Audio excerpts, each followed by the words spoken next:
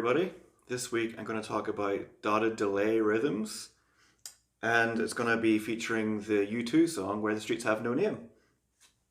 So the first thing I'm going to do is really quickly show you how to play Where the Streets Have No Name. I'm going to show you the easy way to play it so you don't even have to think about it.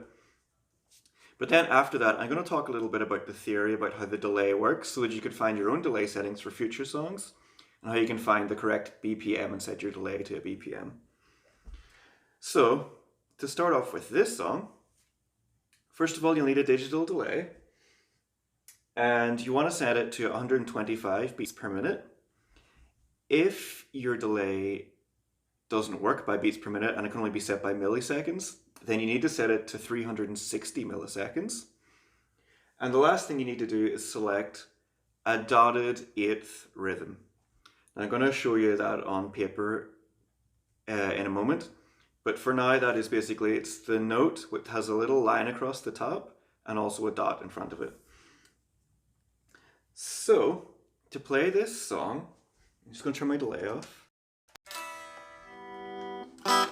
This song is in D major, so we have our D major chord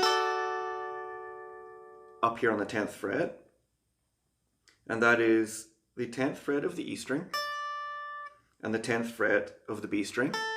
So you bar those with your first finger.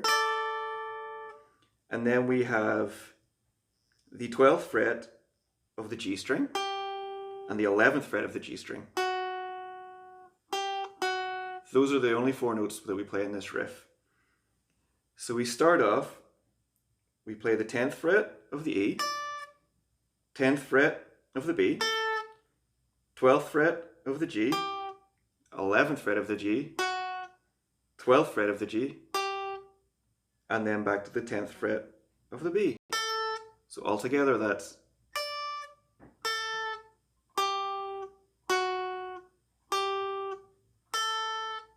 and that's the whole riff. We just cycle through that.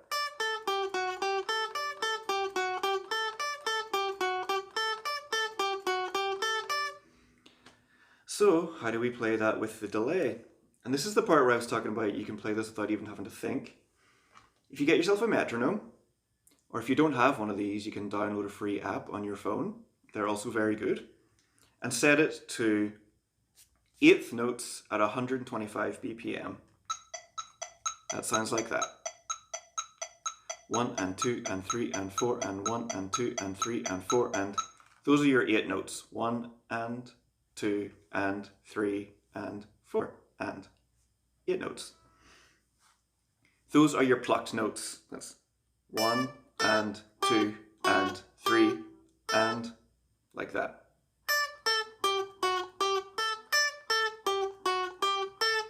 He's actually playing a 6-note pattern here, but it's in 8th notes, so it's still the same counting, even though there's only 6 notes, just repeated. So, we practice along to that first. 1, 2, 3, 4, 5.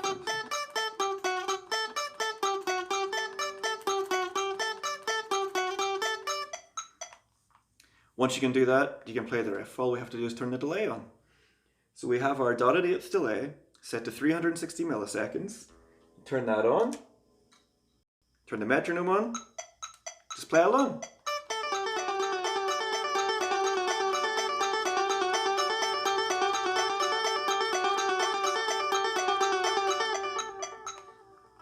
So there you go. There is also one little bit in the end of the riff where he just plays the 10th fret of the E string, the 11th fret of the G, and the 10th fret of the B. So those 3 notes he just plays over and over again. He does that 4 times. And with the delay, that part sounds like.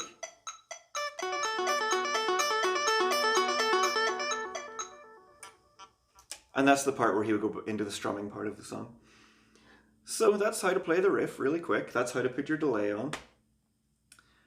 But what if you want to change the tempo? What if you want to set it to a specific BPM? Or what if you just want to understand how the delay makes that cascading effect? Well, I'm going to go do a close-up of my page now, and I'm going to show you some of that theory, and then I'll come back and show you some other applications for this type of technique. So here is our dotted eighth note that I was talking about earlier. It's a note with a little line across the top, which denotes it as an eighth note, and it's got the dot here. And this is also just a reminder of where the streets have no name BPM and what that converts to in milliseconds. We'll talk about that after. So dotted eighth delay. Here are our eighth notes for the riff. So we have din, din, din, din, din, din, din, din, din, din, din, din. So these are the notes that we're actually playing with our pick. And a dotted eighth delay means the delay will appear a dotted eighth after each picked note. What does that mean? Well, any dotted note means the value of the note plus half again. So for a dotted eighth, the delay will appear an eighth note plus half again afterwards. So how does that work? So if we pluck our first note, if the delay is going to appear a note and a half again afterwards, we go one note, then half again, which is right here. So let's draw an arrow there.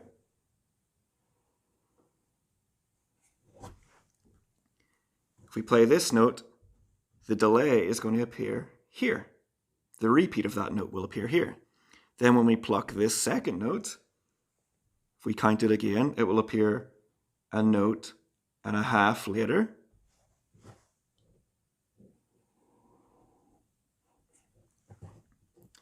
So the repeat for this note will appear here. And let's just do one more. So for this note, if we pluck this note, then the delay or the repeat will appear a note and a half later. So one note and a half later.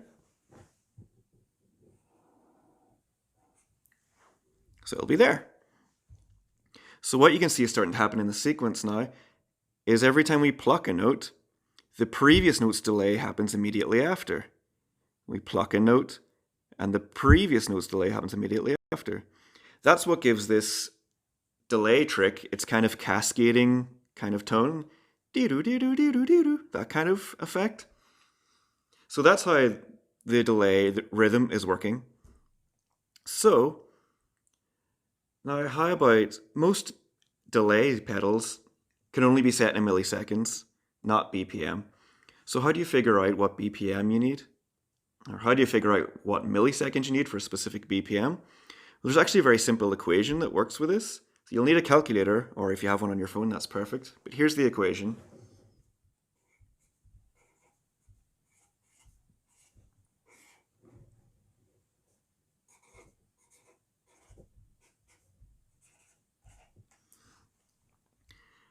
$45,000. It's always 45,000 divided by the BPM that you want will give you the milliseconds you need to set your delay to. So let's test it. I'll do an easy one. Say if we wanted our song BPM to be 100, we want to play a dotted delay rhythm at 100 BPM. So we do 45,000 divided by 100, because that's the BPM we want, and that will give us the exact milliseconds we need to set our delay to. So 45,000 divided by 100 is 450.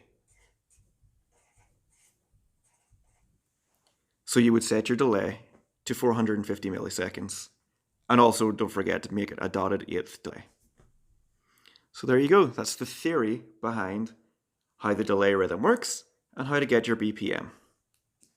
Okay, just a few final thoughts then. Some random thoughts almost on BPM, dotted delay rhythms. Something quickly about where the streets have no name. The edge also adds a second delay to that. So as well, his main delay is the dotted eighth delay, but he also adds a dotted fourth delay, just to beef things up a bit. So it's the same BPM, the same milliseconds, except instead of dotted eighth notes, choose dotted quarter notes, which is basically the dotted note, but it doesn't have the little line across the top. It's just the stock goes straight up. And that sounds like this.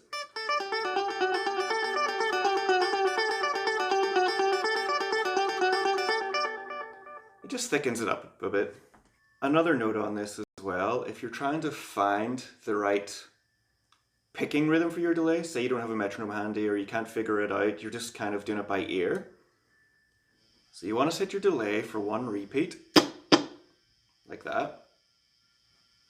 And you can kind of pick your way into finding the correct rhythm. So there's going da da da da da da da da da. Technically, you're picking an 8th note rhythm, but the rhythm that's coming out of the speaker is 16th notes because it's your 8th note followed by the 8th note of a delay. So it's da da da da da da da da. So how do we find that? I find the easiest way is to pick a muted string and just start picking at it quickly until you start slowly and get a little bit faster until it just fades into the right rhythm.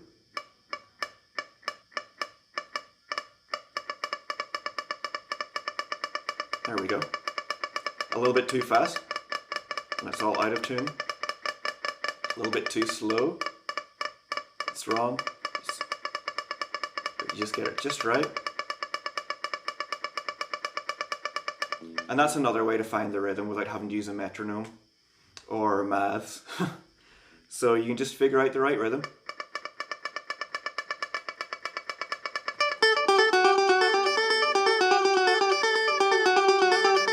And then play your riff. And that's tricky at the start, but see, once you get good at that, then you can just get the rhythms really, really quickly, no matter what your milliseconds are set to or what your BPM set to, you can just get it immediately. So some final applications for this. You can move it down a scale sequencing.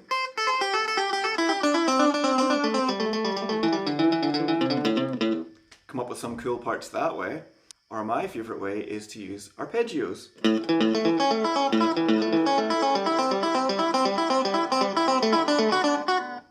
So you just pick out your favorite chord sequence and then just play the notes as an arpeggio form, moving up and down them, and you can get some really cool cascading riffs and tones. So I think that's about it for this one. So a lot to work with here, a lot to experiment with and a lot to play with. So I hope you enjoy it, and I'll see you next time.